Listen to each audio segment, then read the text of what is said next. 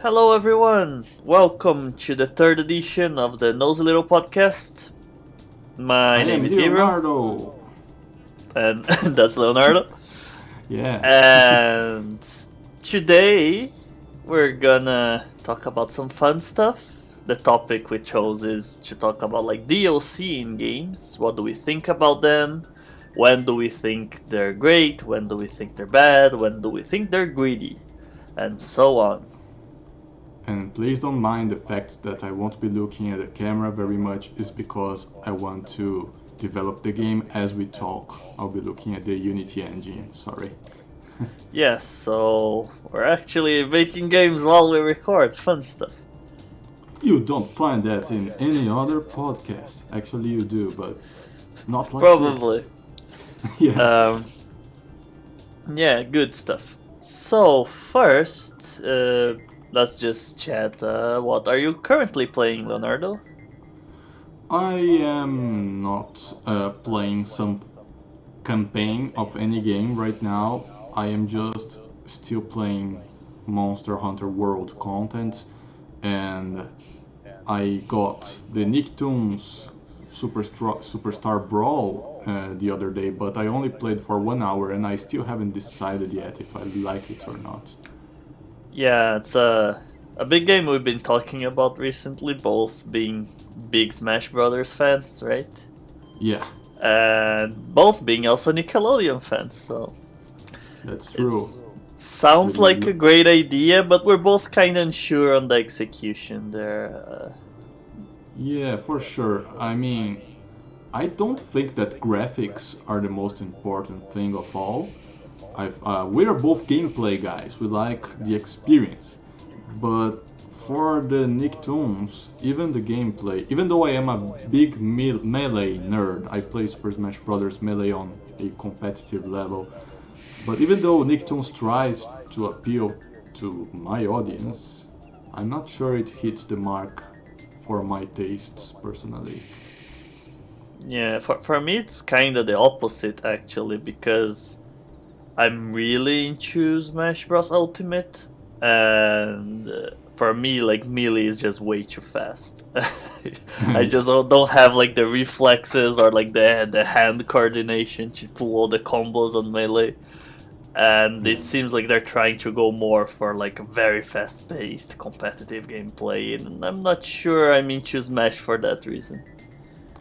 You know, as I told you, Nicktoons doesn't require the same level of dexterity, hand-eye coordination as Melee does, but it's still fast. But yeah, it looks very fast from the gameplay I've seen, so I'm also on the fence on that one.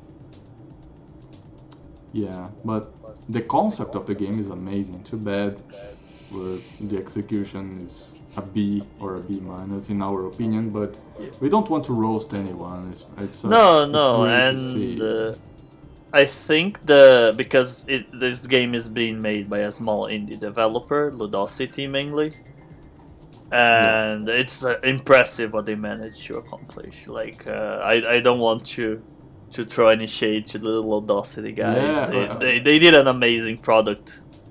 We admire that. We admire the way they developed that. For the scale of the studio, what they accomplished is actually amazing. Yeah, for sure, and to make this many different characters that look very different from one another, and all they have different gameplays, and it is a lot of work. We know how much work that's gotta have been for them. So Just getting noticed by Nickelodeon and getting contracted by them, it's amazing. It's out of this world. yeah, for sure, and to get to work with amazing IPs such as Ninja Turtles and SpongeBob and Avatar. It sounds like a dream come true. If Nickelodeon came to us and hey, can you do us a game with these characters? We would probably be a little bit happy about it. So Yeah. With that said, I can't help to say that I got a bit of seizures after playing on the Omashu level for one round. They have a few issues. in their interface and their graphics. But anyway, what are you playing, my friend? Well, I'm still very deep on Pokemon Unite. Still. Oh, you went playing through it. that rabbit hole. Yeah, I'm deep in the Unite rabbit hole. I'm having fun. I'm getting stressed. But this Friday, Metroid Dread is coming out. So Oh shit. I think I'll be getting into a big rabbit hole, a different rabbit Yeah. hole, pretty soon. If I disappear and I don't talk to you for like a week or so, you know what happened. Alright. I'll call Samus. I'm deep into an alien world. Mm-hmm. Nice. I want to play this game too, but I won't be able to play it right now. I'm busy with other stuff, but on the near future, I'm sure to get it too. Yeah, I mean it looks amazing. Big Metroid fan here, so it's a instant buy for me, I would say. Insta buy. And yeah, so since we're talking about Smash Brothers, we just had the conclusion of the whole DLC cycle of Smash, which was quite a journey. We had a lot of fun, like trying to guess what the new character was going to be, and watching videos about like all the rumors and speculations and so. And it feels like a big event just ended. Like it's been pretty much, how long has it been? Like 3 years since the game release? 3 years. It's the time of being in high school. Yes, as Sakurai said as well. And It's weird. yeah, and it's so weird to have like this one game be part of the conversation constantly for 3 years, and to have like each piece of DLC be like it is an event to have like a 40-minute presentation for a piece of DLC that tons of people just log in to watch, and like all the like gaming journalism websites cover it. It's pretty crazy when you think about it. It's very unprecedented, I think. It's impressive, and the topic, the way you approached the topic, makes me think about one facet of DLC culture. Nowadays, there are so many gaming news to appease to almost every niche that games that are without DLC for a while, they go out of the mainstream very quickly because we are a news-driven culture. We want news, we want to know what's the new character. Doesn't matter if that game is still amazing. We're looking at what is fresh all the time. And I'm not sure if that's for the best or for the worst, but I miss the longevity that some things had when we were younger, before the huge explosion of the internet. We are talking like millennials here, because we're both from the early 90s, but we can't help but feel the way we do. We are from that generation, anyway. What do you think about that? Yeah, it's an interesting thing you bring, because I think it's just a product of also like just the game cycles, or not the game cycles, but it feels like there's like a lot more games that come up and they're like the game of the time, and then they go away and no one talks about it, almost, right? Which is something, for example, that happened with like Among Us. Was like a massive hit for like a few months, and then nothing, like no one talks about it anymore. Like Fall Guys, same thing happened. And for a while everyone was playing Animal Crossing, and like the world was playing Animal Crossing because we couldn't go out. We had to go out like virtually. Yes.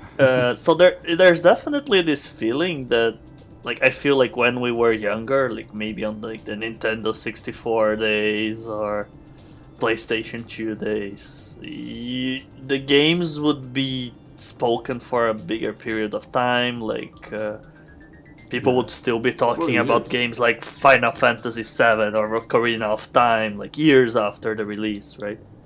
Many years after, yes. Yeah.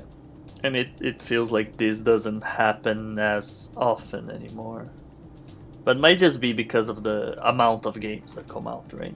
And the way we talk about games, like social medias are driven towards new posts. If we stop posting about something, we are posting about something else, and we tend to post about things that are fresh. And that, because of that, we can only pay attention to so many things at a time.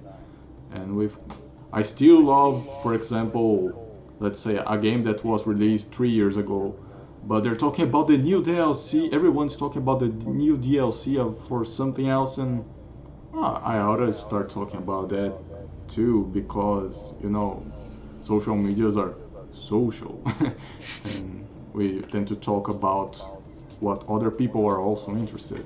But I'm all for a movement where we don't forget to pay attention to niche things we like. I don't want to be controlled. I don't like my behavior to be totally directed or or directed at all by the social medias. I don't like that, but it has influence. For sure. It's hard to not be like that. Like nowadays, where do I get like my gaming news? For example, I get it through like YouTube. I get it through like Facebook, Reddit, or just like scrolling on like Google feed or whatever. So, and back in the day, what would happen is like you would get news from like gaming magazines, or a friend would tell you about this new game. It was way slower. Like I remember sometimes I got like the Nintendo magazine, and I would see this game that would come out like in 3 months and get like very hyped, and like a bunch of articles came out about the game like on the following months and things like that. And we got like news very sparingly, because like what was like one magazine per month or something like that. Have I ever told you how I came to know the Super Smash Bros. Franchise? No, tell me. So, I didn't learn about it in any store or any magazine. The year was about the late 90s or the early 2000s, and I was hanging out with a few kids in a Saturday. Our parents took us to the cinema or something, and after that all the kids went to my house to play Nintendo 64, and one of them suddenly pulls out a new game cartridge. What is this? Super Smash Brothers. Exciting! I fell in love with the game instantly. I was supposed to go to my father's house because they are divorced, and I was supposed to go from my mother's house to my father's house and that night, and that meant leaving the kids playing Smash Brothers in my room. I did everything in my power to stay there and play more Smash Brothers that night because I felt it was so amazing. But I discovered it by accident, because the social circle brought it to me, a surprise in a play session, offline play session. I wonder if that happens at all nowadays. Of course it does. Yeah, it's a good question. Like, how often would that happen? Maybe it happens a bit with the Nintendo Switch. Like, maybe kids nowadays bring their Switches to the friend's home and they play, like, connected together. I don't know. I can see that happening. Maybe we need to ask some kids. That would be awkward. But, anyways. Hey, stranger kids. Wanna talk about games? Mom, this strange old guy is asking me about my video games. Stay away from him, Junior. Call the cops. Arrested. Yeah. So yeah, anyways. Surprisingly, like, my first contact with Smash Brothers, since you mentioned it, it wasn't like I read an article about it in a magazine. But back then, I didn't know half the characters. And, like, I had some friends, like, some school friends, and we both, like, knew them. Like, we all knew, like, Mario and Link. And I was like, oh, who's this Samus? Who's Fox? Who's Pikachu? We didn't even know Pikachu because the Pokemon cartoon wasn't released yet in where I lived. Wow. And then we decided to just play Smash Brothers like in recess at school, and everyone picked their characters, and whoever picked last had to be Pikachu because no one wanted to be a yellow mouse for some reason. Wow. Oh, there are a few characters I didn't know before Smash Brothers too, but since I was already living, I always lived in Brazil. The Pokemon cartoon was here before I knew about Smash, so I knew what Pikachu was. So but I you didn't know know Samus. I didn't know Captain Falcon and Ness. Who else? Yeah, I bet most people of our generation had the first contact with those franchises in Smash because... Well, at least in the Americas, because Japan, I think Earthbound was more popular. Yeah, but even like, if you think about it, like Earthbound was released on the Super Nintendo, Metroid was released on the Super Nintendo, so if your first console was a Nintendo 64, you didn't have those games, right? So... It's interesting how Smash served as like this sort of just window to showcase these franchises, and a lot of people know them primarily from Smash now. In the case of like Captain Falcon, for example, unfortunately. Yeah, F-Zero fan tears just going. Yeah, But, every episode of the podcast we have to complain that there's not an F-Zero game until Nintendo listens to it. So yeah. But the way we are speaking, it makes it sound like add-on content is an internet era exclusivity, while it's not. It began in the arcades. The developers brought new chips to arcade machines in order to add on content in those days. It was not a super common practice, but it was not something that only one developer did. It happened, you know. You've got a new character for a fighting game. It happens especially in fighting games. You bring on a new chip, like that. And when consoles came around, cartridge consoles came around, there were the case of Sonic 3, where they added Knuckles as a new cartridge. You brought the Knuckles cartridge and you plugged the old Sonic 3 on top of it, and bam, you got a new character for your platformer game.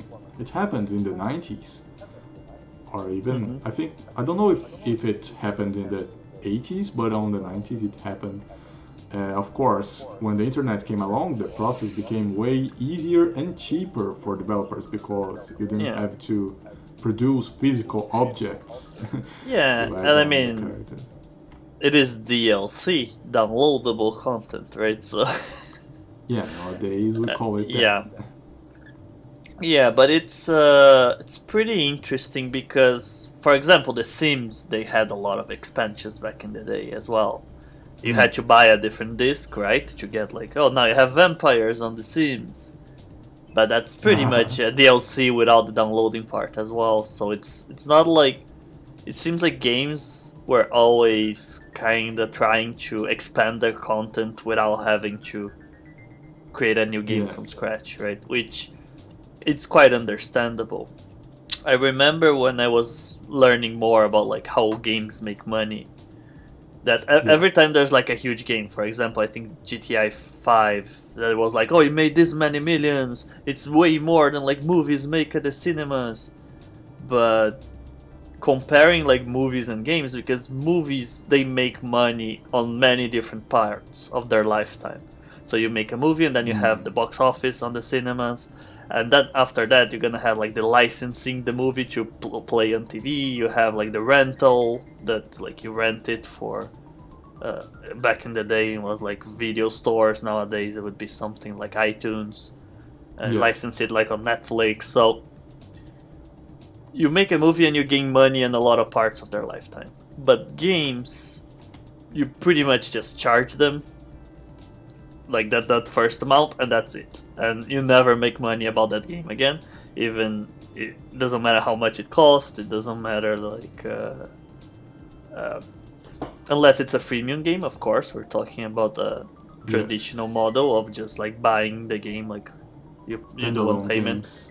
yeah, standalone game. And DLC posed like a really good solution for that because it's some way to get some extra money without having to do the extra effort. Like if you think about it, like how much is like a character worth in Smash Brothers? I think it's like $5, right? Something like that. About I $5. yeah, I don't remember, but like you charge one character $5, and that character is way easier to produce than like the base game that had like a crap ton of characters and you have to make the whole mechanics, and that you charge $60 for it. For the consumer, it's easier if in the days, old days, you had to buy like Street Fighter 2 had about a dozen different versions because they tweaked the mechanics, they added Akuma or so and so, and you had to buy a whole new game to play. But nowadays you just pay less for the DLC. But of course DLC can be predatory too. I believe that DLC is like uranium. It can be really evil or it can be beneficial. Yeah, that is a good point because I remember, I think like maybe like 10 years ago. Oh my god, I'm that old already. But I think like there was like a while back when I remember DLC being like the greatest villain of the gaming industry. If a game had DLC, everyone was like, "Oh my god!" Like they're trying to make money with this content, and I think that came a lot from the idea of people charging for content that was kind of supposed to be in the base game, supposed to be included on the price you paid for getting it. I believe there was one game, I don't remember which one, that had the content of the campaign story in the disc, but you had to pay for the DLC to unlock access to that was already in the disc you bought. Yeah, I think it was Marvel vs. Capcom, maybe. I think it was Marvel vs. Capcom 3 or something like that. That they had like characters on the disc, I think, but you had to pay to unlock them. So it was like, oh, the product was ready, but you're charging more for it, right? Something like that. I don't know if it was. I think it was a story-driven game, not a fighting game. Oh yeah, I remember it happening with one of the Marvel vs. Capcoms, which I remember being like a big, like almost scandal back in the day. They're charging us for this character, and it's been a bit of a switch nowadays because I see more people asking for DLC now. Like Mario Kart and Mario Odyssey, some of the games that I really enjoy. I see fans being like, Nintendo, where's the DLC? I want more content for this game. I'll pay, please. Get my money. Yeah, because if it's not a predatory way to make DLC can be really, really cool. No, it is. As long as the base product is not lacking anything. Yeah, exactly. I think that's where the negativity came for DLCs, right? Is that people were trying to release product that wasn't up to par, and then charging extra to make it like a decent product, right? I remember a meme with Gordon Ramsay where he was looking at someone's cooking and he was saying, "Your plate is so half-baked that EA tried to sell it." Like, yeah, I think EA is probably the most famous company for trying to charge weird DLC prices for things. It is. But it can definitely be a very good tool for both sides, for both the gamers and the game developers, right? Because you get that extra income from the same game, and you, like, the players also get more content and get to enjoy that game for longer, right? So, in my view, I don't know, I really like DLC in most cases, especially because it's usually optional. But of course, I believe it has to be optional to be decent. And then there's cases and cases. Like for example, I believe it was that Star Wars game that released a while back from EA. Battlefront 2. Battlefront, yeah. That you could like unlock Darth Vader as a playable character in the game, but you could pay to get it straight front, right? And that seems okay. But then it would take, I think, like 100 hours just to unlock Darth Vader, and then you start thinking like, that seems a bit like I wanna play as Darth Vader. You know? So yeah, before I grow tired of the game, preferably. yeah. So there's some gray areas for sure, I would say. Like me personally, in the case of the content being on the disc, right, and not being unlocked automatically, I particularly didn't have a big problem with that. I could see why people would complain, like, oh, this product is done, it is on the disc I purchased, but why can't I access it? But this was probably done by people making like some budget research and being like, yeah, like to make up like the profit we want, these two characters will need to be released, and like they could just have delayed the release of those characters and release them downloaded later, but they decided to put in the disc straight up. So I don't know. They were holding up content for money, but I mean, it's not that different than offering like a downloadable character later, you know, on my view. I mean, as long as the product was already complete without those two characters, and it is unlike the game that you have to unlock the main story ending by paying for DLC. That would be a crime. Yeah, that definitely shouldn't be a thing for sure. Like, you wanna see the ending of the story? Pay up $50. Okay. And there's also yes. No, start your new. Go on. I'm gonna shift gears a bit after we're okay. But there's another format of DLC that I actually wanted to ask you what you think about, because it's a very interesting one. Nintendo seemed to be doing that a lot, like of releasing games that are not very packed on content, but then releasing free DLC for like maybe like a year after the release.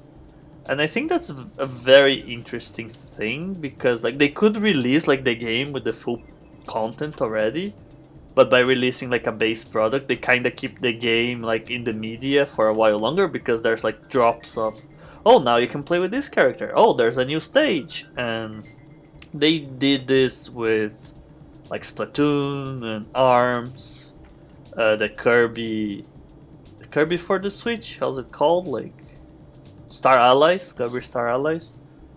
Oh, I didn't know that Star Allies had that. Yeah, Star Allies, it was even like heavily criticized, because the base game they thought, most people thought was very lackluster, like a very easy story mode and that's it.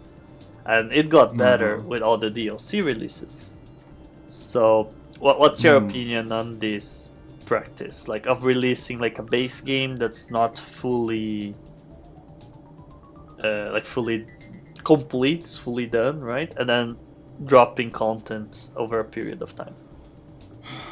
It depends on a lot of factors. If by not being complete you mean that the story doesn't have a satisfactory ending, or it is too short for your $60, then I believe the DLC is only okay if it is free, you know? Because in this format the DLC is free, and it's usually not like story, like on Splatoon for example, we would be, we just dropped like 2 new weapons and a stage or something like that, right? Okay. And on Kirby's case, they were dropping like extra characters to play as, and they dropped like a hard mode afterwards as well. In that case, I believe it is beneficial for the consumers and for the company as well, because it keeps the game culturally relevant for longer. I believe it's okay. But if they sold a very short game for $60 and they charged for extra content, then I think that becomes predatory. There is the top DLC game that I believe on the market that does the best DLC and doesn't charge anything is the Monster Hunter franchise. Ever since Monster Hunter 4, I believe, they give you a base game that is already very rich, and they give you free DLC for months and months. Of course, with Monster Hunter World and now with Monster Hunter Rise, after a while, after a few batches of free DLC, they charge for a new expansion of the game, which will also receive free DLC for months and months to come. But that expansion has so much awesome content. It's almost like buying a whole new game with a whole new set of contents, and it doesn't cost as much as a full game, I believe. I may be mistaken, but I believe it is. So that's I like. Yeah, it's pretty good. It's a pretty good model. A criticism I seen for those like DLC games that like they have like free patches as it goes along, right? Right. Is that if you decide to buy that game on the future, you buy like the game cartridge, right?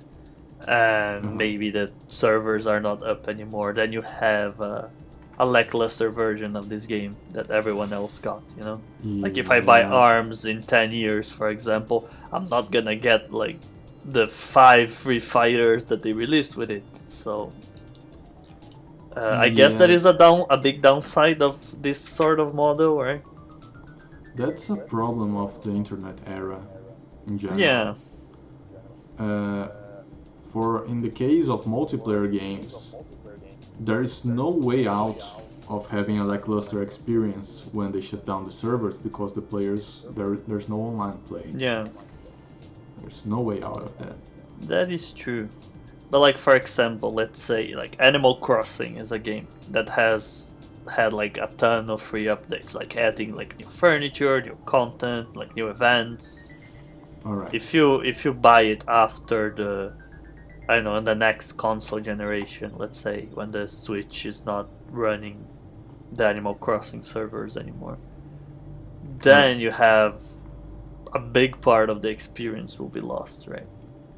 And I guess that's just like how it goes with these internet games, and it's a big worry of also like for example cloud games as well, because cloud games you only have the game as long as the servers for the game are running, right? But I guess it's a topic for another day. Yes, it's a deep topic. Yes. But that ties in a little with DLC. I think that I get worried. I get worried that my favorite games servers will be out someday, but at the same time, I'm growing less nostalgic by the day. I was a very nostalgic person who idealized the past a little up to a few years back, and I was always like, oh, I really want to play every game I own forever, and that is true for a few titles, but not for all of them. I believe that, of course, Mario 64 is still my favorite game of all times, and it was released in the 90s.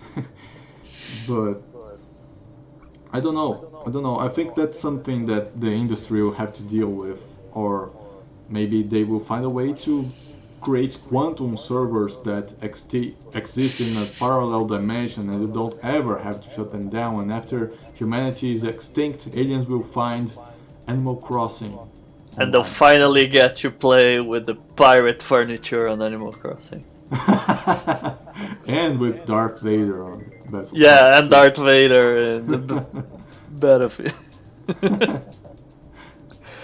Oh man. I don't know. But yeah. So yeah, what was the question you're gonna give me? Okay. Are you ready to get demonetized? I'm ready.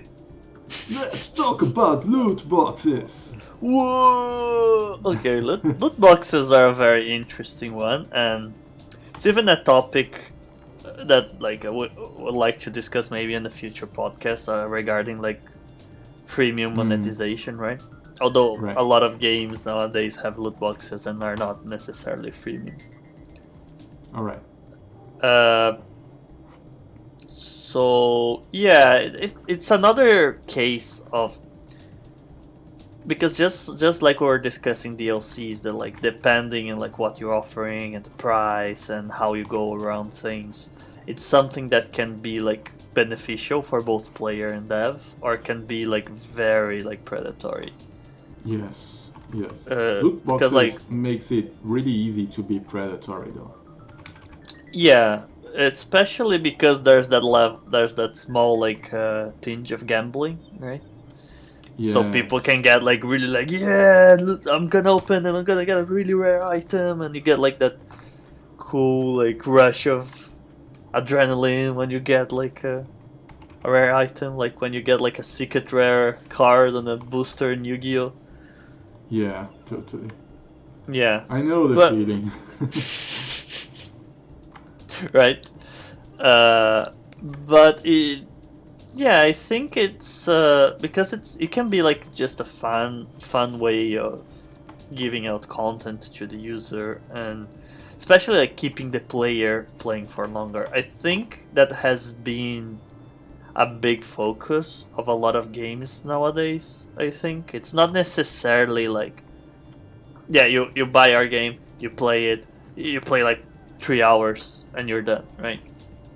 I think Yeah. games nowadays are trying to position themselves more as like a continuous service, in a way. So not only so Especially people gacha can games, keep, you know. yeah, not only because people can keep paying, right? But also just keeping that game relevant, keeping the like strengthening the brand, and I think DLC ties a lot into it. I feel a lot of DLC, especially like those free ones that add content, they're just meant to increase just how long people are playing, how long people are talking about it, and The just strengthening the brand, strengthening the marketing, and all those things, right? the biggest reference I have on that is Fire Emblem Heroes. It is Yes. a gacha game that I played for about 3 or 4 years. I haven't been playing it for 1 or 2 years now, so I don't remember when it was released, so you guys make the math. You broke the And- addiction.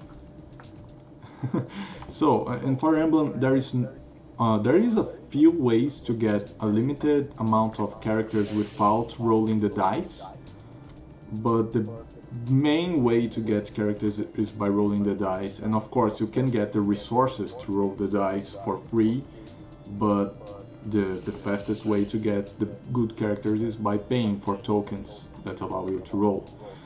And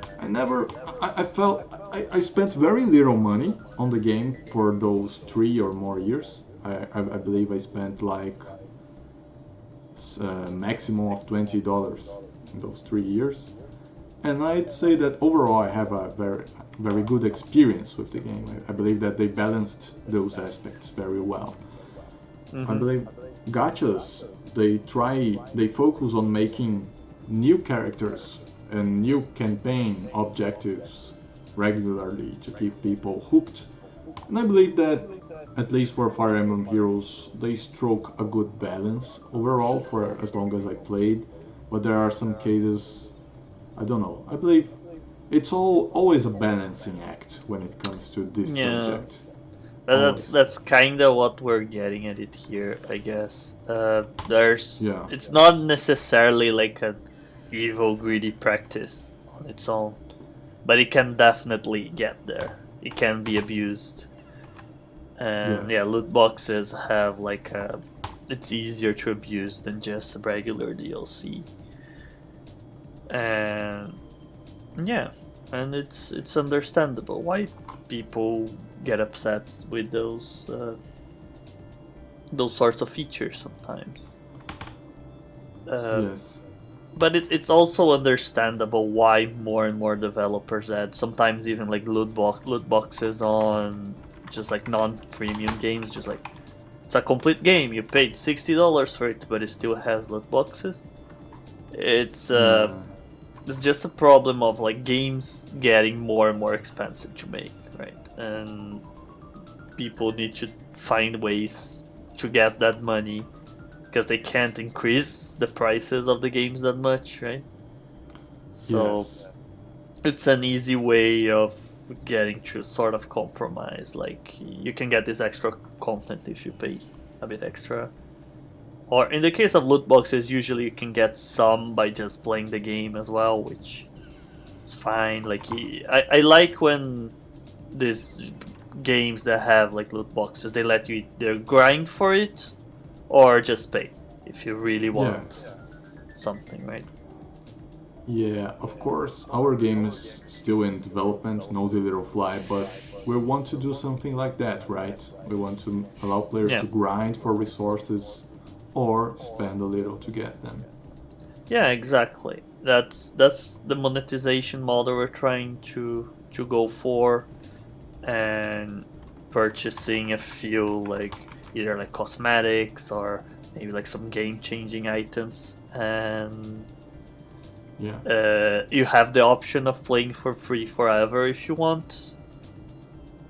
Yes. we Just want by to- grinding and getting resources. Yeah. Although, if you when you download Nosy Little Fly, if you can pay something, please, we welcome it very much. It is a Because lot of of work. Yes. Of course, the amount we can get from player interest and investment in our game will determine how long we will be able to add new content, because we Yeah. want to keep on working on new levels and stuff like that for a while Yeah. after the release. Exactly, and now that I think about it, we're even thinking of making like this free DLC format almost, like releasing the game with a few levels, and we're already planning on, if the game of course has a bit of traction and people like it, to add more levels for free as time goes on, right? So we're kinda in it ourselves, aren't we? Yeah, that's the idea we have. Yeah, But or don't take what we're saying here as the final word, because we have to test the market, of course. Yeah, of course. Everything we're saying about Nosy Little Fly, it's like it's all in progress. It's all subject to change. So don't take our word from it necessarily, right? Right, yeah. But the first ideas we have is what we're saying now. We want to give new content as free DLC if that's viable for us, because we also believe that will be good for the players, right? Yeah, exactly. And we want to have people enjoying our game more and be able to give like new gameplay ideas, like new gameplay levels, and things like that. Yes, that's what we want to do. Yes. So to kind of wrap up our DLC conversation, what do you think is the game that has like your favorite format, like your favorite DLC? Well, it's Monster Hunter. Monster Hunter. Yeah, I guess you already mentioned it, didn't you? Yeah, Monster Hunter, I'm a big fan of the series, and I think it's got a really healthy, it found a really healthy way to do DLC, because as long as they keep releasing the free content, people are talking about it, and that makes more people want to buy the game, Yeah. and it brings a positive feedback loop to the mix, And you know. it builds up more the game community, right? The more the game is active, the more the community is active around it, right? That's another point. Exactly. Monster Hunter World is the second to last game they made, and it finally got traction in the West, and it was a big success. Of course, some people will argue that Monster Hunter Rise, which I don't own yet, has too few content on its base game, and they already announced the paid expansion. Perhaps they are losing touch a little, but the way they made on Monster Hunter 4 and World, which I played, was really good. which is your favorite DLC practice? Hmm. Uh, well, besides Smash Brothers, which is like like the DLC, like I said, each DLC character is like a whole event. Although I do think Smash DLC maybe a little bit on the expensive side, right? Which is understandable because it's a massive amount of work to get like those different characters in the game. Not to mention the licensing fee. Yeah, exactly. Since a lot of the characters nowadays are third parties, they probably have a hefty licensing cost attached to them. So I don't complain. I think it's a bit expensive if you put it like in like, oh, I'm paying this much for a new character in the game. But when you think about everything that goes into making those characters in the game, it's a price I'm willing to pay for sure. But my favorite for the longest time was Mario Kart 8 because just because they added so much value with what they're charging. I do not remember how much they were charging. I think it was something like $5 as well, but they added like four new tracks and a couple new characters, all with like a very small price. So I remember, and that was like back in the day where people were complaining a lot about games having DLC, and I remember seeing the Mario Kart DLC and being like, this is great. Why are people complaining about these things? I got like almost like in the end I think you got like a third of the game, like 8 tracks and 4 characters, something like that. They got like a big chunk of game by paying just a fraction of its price. So that's good. Yeah, and I think they really reached like a good point on the balancing act on that one, and that's why I remember it so fondly, I guess. Nice. For me, I only got Mario Kart 8 on the Switch. It already had the DLC included.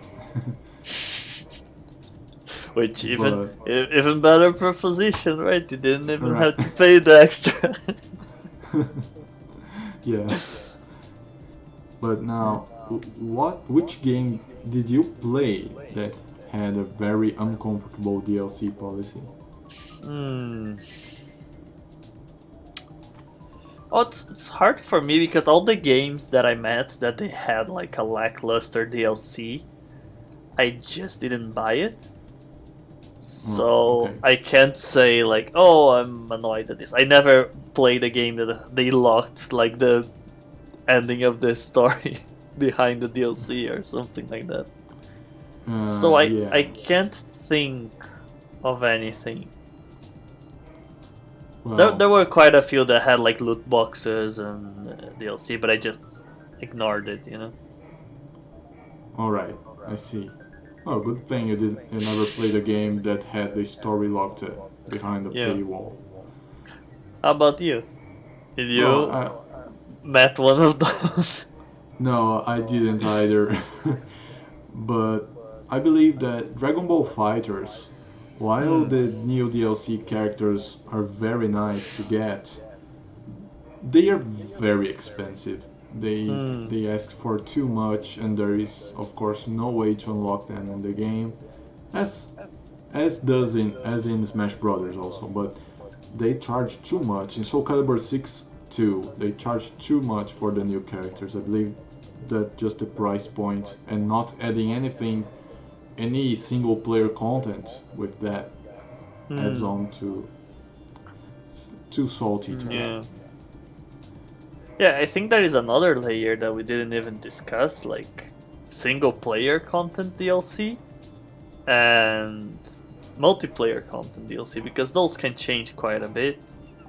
Like I remember on Smash Brothers 4, right, that Bayonetta was the most powerful character and she was DLC, so people were jokingly being like, oh, to enter a Smash tournament it costs like $5.95, so you can have a chance to win, right? So true. Yeah. So it could be a problem on a multiplayer game if you don't have access to like a character that might be a bit better or something like that, right? Yeah, if you were playing a game competitively and it has DLC, even if you're not gonna play the character, you have to pay for DLC to practice against the character offline as well as on. Online you don't have to pay for it because people can come and still face you with it, but going into the training mode and labbing, as we call, to practice combos and things like that, it's important to have the other character. Yeah. So it's like if you wanna be competitive on this sort of multiplayer game, you have to put in the money in a way, right?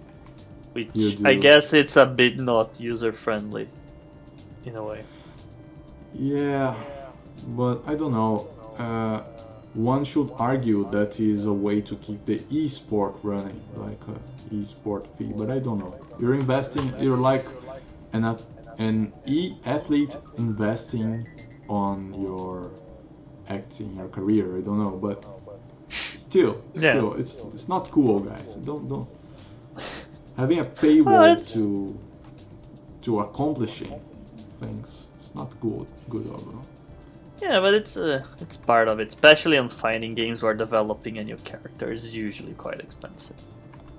Yeah, so, it is quite intensive. Yeah, it is a lot of work. So to kind of wrap things up, what did you think of the new Smash Brothers character? What are your thoughts on Sora? Oh, as we discussed before the podcast, I don't know the character personally because I never played Kingdom Hearts, but I am glad that they listened to Smash Below. Of course, we all know that the top character was actually Shrek, and they're hiding it from us because they couldn't license it. But Sora was probably still up high, and it's always. It was probably second, yeah. It's always nice to see a big company listening to the audience, especially since Nintendo doesn't exactly have the history of listening to fans. Yeah, that's something we definitely discussed before. Yeah. But I think it's really, really nice to play as. What do you think? Yeah, I agree. He gameplay wise, he looks pretty fun. And I was also I don't have any particular connections. I haven't played Kingdom Hearts yet, even though I'm a big Disney fan. So I intend to play it someday. But I just think it's amazing because it was another one of those moments of everyone thought this character was impossible, yet here it is, right? Everyone's like, they have to negotiate with Disney. This is never gonna happen. There's too much white tape, red tape around it to get behind, and it's there. It was like they managed the impossible, which is exactly like the feeling I got when we got Banjo-Kazooie in the game, which was another character that I really wanted. I was like, we're never getting this. It belongs to another company. They really worked magic to get. Yeah, exactly. And even though I don't have an emotional connection with Sora particularly, I'm really excited that they managed to pull one last miracle before closing the Smash Brothers cycle, right? And it might be silly, but I actually got a little moved by the trailer. The flame, the characters turning into statues, and then the magic comes back. It's silly, but got to me. Yeah, me too. Even though I haven't even played Kingdom Hearts yet, so I bet if you really wanted Sora, you really got a great trailer there. Truly. Great stuff. So yeah, I think that's all we wanted to talk about DLC, right? Anything else? Any closing remarks? My only mental notes was to make the Iranian joke, so I'm out of subject for now. Very what great. About you?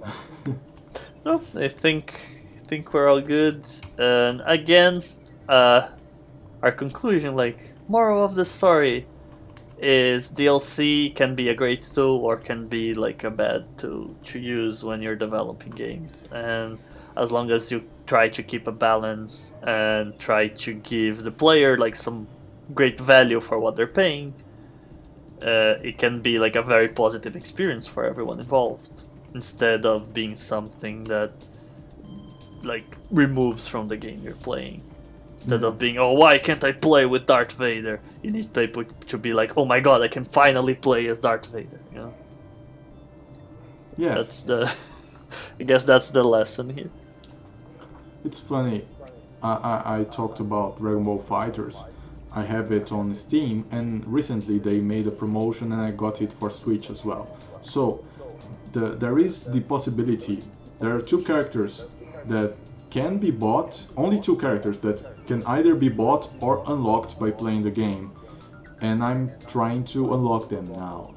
And sometimes I'm trying to get them the hardest way, by playing the arcade on hard, where the computer is kind of cheating. And sometimes there is that itch, I could pay like $3 to get them, but nah, I'm gonna fight my way to get it. It's better. Yeah, could even be a little incentive for you to keep playing, to grind out the character, right? So yeah, let me check my Brazilian bank balance. Oh shit, I gotta play this game. Oh, look harder. at that! I'm still Brazilian. I'm crying inside.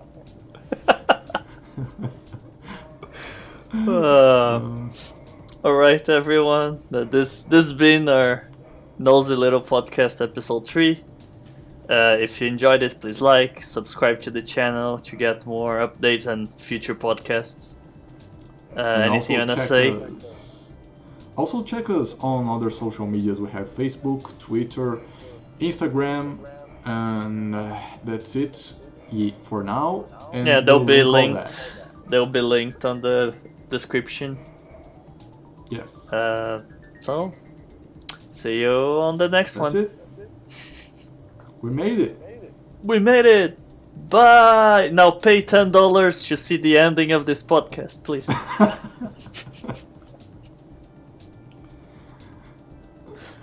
That's the Bye. most brilliant ending.